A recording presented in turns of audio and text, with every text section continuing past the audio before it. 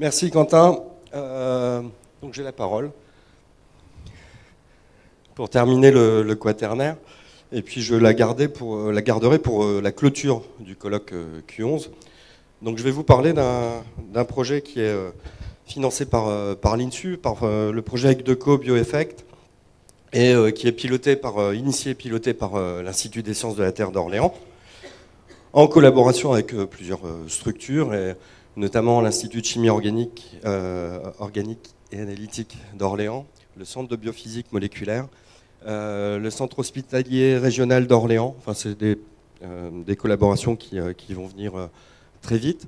Et puis on a aussi des collaborations avec le LSCE, avec le C2FN. J'en reparlerai un petit peu plus en détail. Alors avant d'entamer ma présentation, je vais vous interroger, je vais vous faire travailler un petit peu. Et puis je vais vous demander ce que vous allez garder en mémoire à l'issue de notre colloque. Et notamment, je vais faire un petit sondage sur ce que vous avez mangé hier. Combien d'entre vous ont mangé du poisson? Okay. Combien d'entre vous ont mangé un tiramisu au foie gras?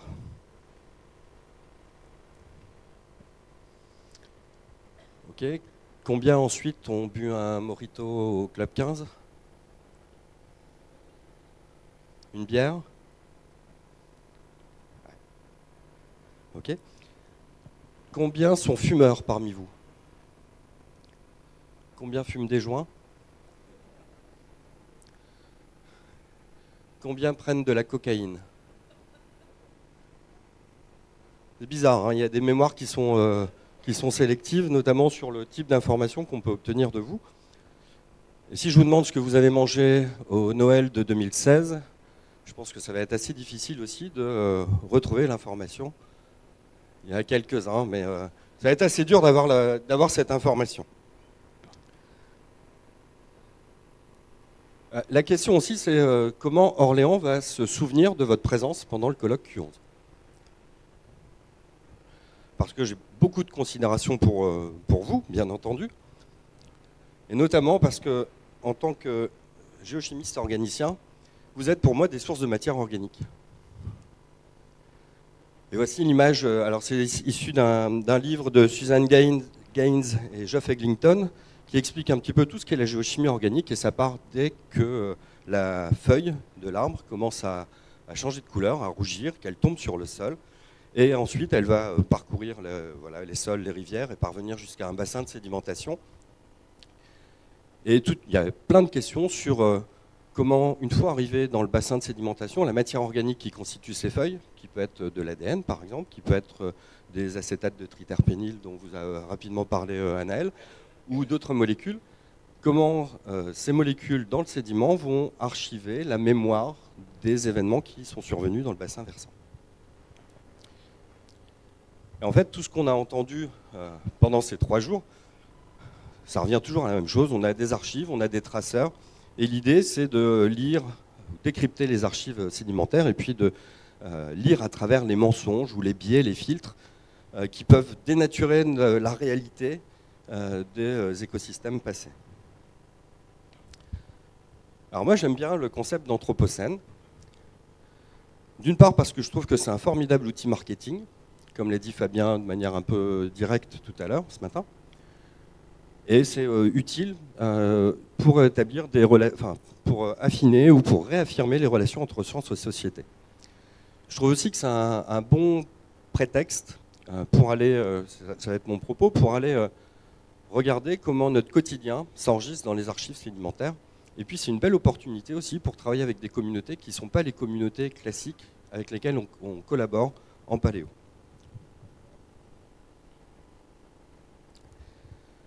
Alors pour moi, c'est un prétexte à raccorder les temporalités entre ce que l'on fait en observation, ce que pas mal de collègues font en observation, et puis ce qu'on fait tous en rétro-observation, et donc passer de la seconde au million, millier, voire au siècle. Et les questions qui nous intéressent, en fait, c'est un petit peu la transmission de l'information, la mémoire sélective, entre ce que vous entendez sur BFM TV tous les jours, enfin, ce que vous regardez sur BFM TV, et puis ce qui va être archivé dans les livres, Et de la même manière, on peut considérer que ce qui va passer dans les systèmes, dans les eaux, dans nos bassins versants, va pouvoir s'enregistrer dans les sédiments. En fait, c'est comment on passe du quotidien à la postérité. Donc je sais bien qu'il y a derrière des questions d'anthropocentrisme, mais moi, ça ne me dérange pas tant que ça. Alors l'idée du projet Golden Spike, c'est de considérer que la ville est un bassin versant comme les autres, dans lequel il y a des matières qui sont produites, transportées, sédimentées, accumulées. Et puis on va fonctionner un petit peu par analogie aussi avec des systèmes d'information, où ce qui nous intéresse, c'est la perte d'information entre l'émission et puis l'archivage. Alors, vous savez, il y a des débats sur le good anthropocène ou bad anthropocène. Moi, j'aime bien aussi le good pollutant ou le bad pollutant. Et les polluants, c'est mal. Moi, je considère que c'est très bien parce que ces polluants, ça va nous permettre de tracer des événements qui surviennent dans un bassin versant. Et en ville, on en a beaucoup. Il me reste combien de temps ? Oh, pardon. Il y a cette illustration de Jake Wade qui imagine ce que pourrait être une section géologique dans une ville, dans une grande ville d'Amérique du Nord. Et donc on voit voilà, des nutriments qui augmentent, des rapports isotopiques qui changent. Et l'idée du projet Golden Spike, c'est d'essayer de détailler au maximum cet anthropocène et essayer de poser un clou d'or, dans une section urbaine. Alors Colin Waters nous a dit tout à l'heure que de toute façon, ce n'étaient pas les cibles qui étaient adéquates. Mais nous, ce qui nous intéresse, c'est vraiment d'avoir une chronologie fine des substances de ces matières à travers des archives dans les sédiments urbains. Donc on arrive à Orléans. Et à Orléans, on a un ouvrage qui est particulier, qui est la chambre à sable, qui est un ouvrage, un bassin de décantation qui va collecter les eaux usées et les eaux pluviales de quasiment tout le nord d'Orléans. Voilà, c'est un bassin qui fait 17 mètres à peu près de hauteur, construit en 1942. C'est une chambre qui n'a jamais été curée, on peut en débattre, et puis qui a 14 mètres de sédiments accumulés. Voilà un petit peu à quoi ça ressemble. Alors c'est un ouvrage souterrain qui est sur les bords de Loire. Donc si vous promenez sur le bord de Loire actuellement, vous ne verrez rien. Mais c'est un ouvrage qui a été restauré à partir de 2014. Et donc on a pu accéder à ces sédiments qui s'étaient accumulés depuis 1942 et qui commençaient à saturer dans cette chambre à sable. Alors ce que je vais vous présenter comme résultat, ça va être sur deux échelles de temps. L'échelle du temps court, à laquelle on va accéder à partir des eaux usées, et l'échelle du temps long. Alors on a différentes compréhensions du temps long. Anaël tout à l'heure a parlé de combien, 12 ans, et j'ai entendu des réactions dans la salle, c'est pas du temps long, 3 ans, 3 minutes. Ça va tenir. Et puis les carottes de sédiments, donc sur le temps long, on peut essayer d'approcher les décennies. Ça, c'est le travail qu'on a fait sur des eaux usées. Alors, je n'ai pas le droit de vous dire où ça a été fait, mais on a fait ça de manière à ce que ça soit le plus pratique possible. Et dans les eaux usées, sur 85 jours, on a mesuré les concentrations de médicaments. Avec différents outils, on a pu remonter des concentrations aux consommations. Et on a comparé nos consommations dans notre bassin versant avec ce qui était connu pour d'autres villes. Donc, quand nos données, ce sont les petites étoiles. Et quand les étoiles fit dans les rectangles, c'est qu'on est en accord avec la bibliographie, au moins avec d'autres villes. Et puis quand on sort des boîtes, ça veut dire qu'il y a des particularités dans notre bassin versant qu'on peut très bien expliquer. On a un bassin versant où, par exemple, les dérivés de cocaïne, benzylgoïne, on en consomme beaucoup moins à Orléans, ou du moins dans un bassin versant de la région centre, que dans d'autres villes. C'est peut-être compensé ici avec du tétrahydrocannabinol qui est plus consommé que dans d'autres villes. Et puis, non, pas de jugement de valeur. Et puis, il y a des médicaments, par exemple, qui sont moins consommés. On a des différences, par exemple, kétoprofène, ibuprofène, une singularité dans le bassin versant qu'on a étudié. Alors, l'intérêt d'avoir 85 jours de mesure, c'est qu'on peut aussi dresser des variations temporelles et puis s'intéresser, par exemple, aux différences entre semaine et week-end, où on voit des différences de consommation pour les drogues, par exemple, cocaïne et dérivés, qui sont consommés davantage le week-end que la semaine. En revanche, le THC, là, il est consommé autant la semaine que le week-end. On a aussi des différences de consommation de médicaments qui peuvent être liées à la mobilité des personnes qui viennent travailler dans le bassin versant et qui, le week-end, ne viennent plus travailler, donc ne contribuent plus aux matières organiques qui sont sédimentées. C'est bon, ça va tenir. Donc le temps long maintenant, le temps long et le temps intermédiaire, on a ici toute une série de carottes qu'on a réalisées dans la chambre à sable, avec des carottes avant le grand curage, qui n'est pas allé jusqu'au bout, mais qui a retiré pas mal de matière. Donc des carottes ici qu'on va utiliser pour le temps long. Et puis avant chaque curage, on allait prélever ce qui correspond à peu près à 1 an de sédimentation. Et de manière répétée, on a une carotte ici, une carotte ici. Et puis je parlerai enfin de cette carotte qui est la plus profonde qu'on ait réalisée avec le soutien du C2FN. Donc vous voyez les conditions de travail. Et on est descendu jusqu'au fond de la chambre à sable. Alors vous reconnaissez les bouclettes sur la photo. Voilà l'ensemble des analyses qu'on a réalisées depuis le début du projet. Voilà un peu à quoi ressemblent les sédiments, avec des faciès soit très minéraux, parfois très grossiers, et puis des faciès qui sont plus organiques. Et la question c'est quelle est l'origine de ces différents faciès.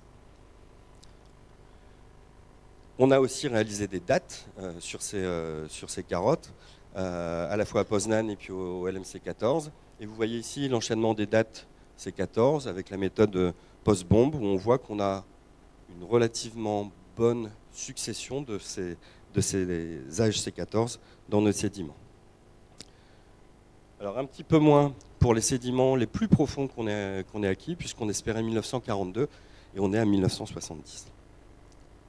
Alors sur le temps intermédiaire, c'est-à-dire ce temps qui correspond à peu près à 6 mois ou 1 an d'archivage, et ben voilà une carotte qu'on a prélevée en mars 2016. On a des faciès organiques à la base et des faciès minéraux au sommet. On a du beryllium 7 qui nous dit que là, on est à peu près à 6 mois. Ce qui est amusant, c'est que c'est reproductible. C'est-à-dire qu'en avril 2017, on a aussi cette même succession de faciès, avec des faciès organiques ici et des faciès minéraux. Donc la question, c'est l'origine de ces faciès. Alors à Orléans, vous avez compris qu'on a des étudiants qui sont serviles, et donc on a pu les exploiter. Il y en a 2 là, il y a Gabriel et puis Stéphanie. On a pu les utiliser pour compter des microbilles, alors pas des granules dans les vers de terre, mais des microbilles. Et puis on a mesuré des marqueurs fécaux. Et ces microbilles, ce sont les microbilles qu'on retrouve sur les lignes blanches sur la chaussée. Et donc on considère que ces microbilles, c'est plutôt un apport eau pluviale, et que bien entendu, les marqueurs fécaux, c'est plutôt un apport eau usée. C'est assez concordant aussi avec ce qu'on voit simplement en granulométrie, avec ici des sédiments qui sont plutôt fins et ici des sédiments qui sont plus grossiers. On va apporter davantage de sédiments grossiers quand on sera dans des systèmes, dans des eaux pluviales. Alors ensuite, ce qu'on aimerait, c'est sur cet enregistrement de 6 mois, affiner un petit peu la chronologie et puis vérifier que le contrôle, c'est bien des histoires d'eau pluviale et eau usée. Donc on a confronté, attention je ne survends pas, ici c'est de la profondeur et ici c'est du temps. On a confronté notre granulométrie simplement avec les débits dans les réseaux d'eau usée. On voit qu'il y a un fond, dans les réseaux eau usée, eau pluviale, il y a un fond ici qui correspond aux eaux usées. Et puis ces écarts de débit, ça correspond aux précipitations. Alors je ne sais pas si vous avez les mêmes yeux de la foi que je peux les avoir, mais on a l'impression qu'il y a une assez bonne concordance entre des épisodes de fortes précipitations qui sont répétés et puis nos épisodes où on a des granulométries qui sont plus fortes. Donc l'idée, c'est qu'on peut peut-être aller un peu plus loin dans l'interprétation du modèle d'âge et peut-être repérer des événements à l'échelle de quelques jours. Dernier point. Je suis à +2. Vous vous souvenez des histoires de médicaments et de drogues qui circulent dans les eaux usées, et une des questions, c'est comment ça va s'archiver dans le sédiment et qu'est-ce qu'on peut exploiter comme information sur le quotidien des populations sur du temps intermédiaire ou du temps long. Donc on a aussi ici l'évolution de la cocaïne et de la carbamazépine dans cette carotte qui représente à peu près 1 an. Donc l'interprétation qu'on en ferait directement, c'est que la carbamazépine, on l'utilise plutôt été, automne, et puis la cocaïne, hiver et printemps. Bien entendu, il n'en est pas question, c'est absolument pas ça. Le principal contrôle sur l'archivabilité de ces molécules, c'est les phases porteuses qui seront plutôt organiques ou qui seront plutôt minérales, et la capacité de nos molécules à être absorbées sur ces phases et à pouvoir être archivées.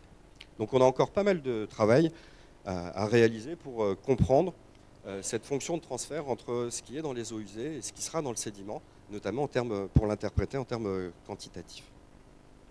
Alors ma conclusion, donc voilà, c'est les premiers travaux sur des sédiments en milieu urbain et des eaux et la relation avec les eaux urbaines.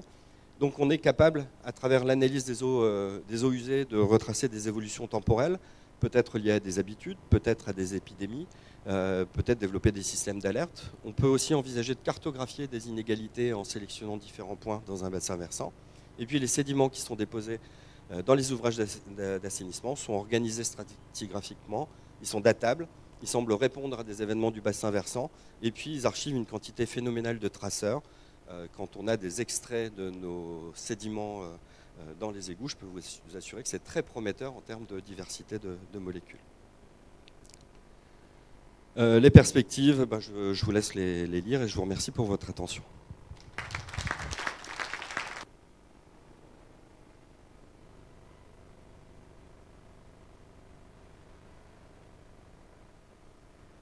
En deux parties. Jérémy, ce bac à sable, il est unique ou il y en a dans toutes les villes? J'espérais qu'il y en ait dans plusieurs villes, avant que l'Aglo me dise non, c'est un ouvrage unique en France. C'est un ouvrage qui a été construit pendant la guerre. C'est assez amusant quand on va chercher dans les archives, aux archives municipales, l'histoire de cette construction. Au moment où voilà, il n'y avait pas forcément beaucoup de fric, où les Allemands ils disent non, on va arrêter, où le constructeur il dit moi j'ai besoin d'argent, etc. Et je vais répondre à ta question.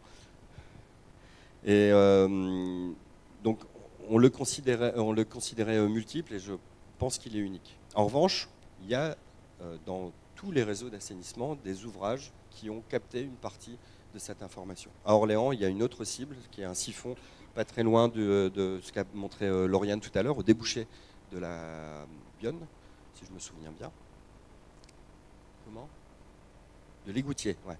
Au sortir de l'égoutier, il y a un siphon dans lequel il y a des sédiments. C'est un problème pour la direction de l'assainissement et nous, c'est une opportunité géniale. Donc pour le moment, on a regardé qu'à Orléans. On va très vite aller voir aussi ce qui se passe à Paris. On en a fait un appel du pied à nos collègues de Tours. Et puis on va s'exporter aussi un peu à l'étranger.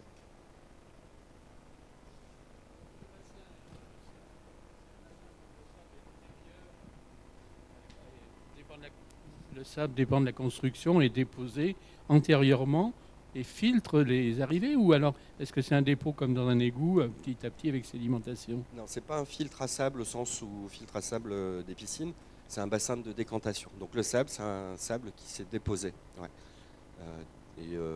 Bon, il y a des trucs marrants sur la manière dont, initialement, lors de la construction, ils ont envisagé d'évacuer les sables accumulés. Il y avait une vanne qui arrivait directement dans la Loire. Et à la construction, ils n'ont pas envisagé qu'à un moment donné, pas bac à sable, le bac à sable, il a du Panloup, cette chambre à sable, elle puisse saturer. Et on voit très bien dans le modèle d'âge qu'elle accommode plus de sédiments parce qu'elle dégorge.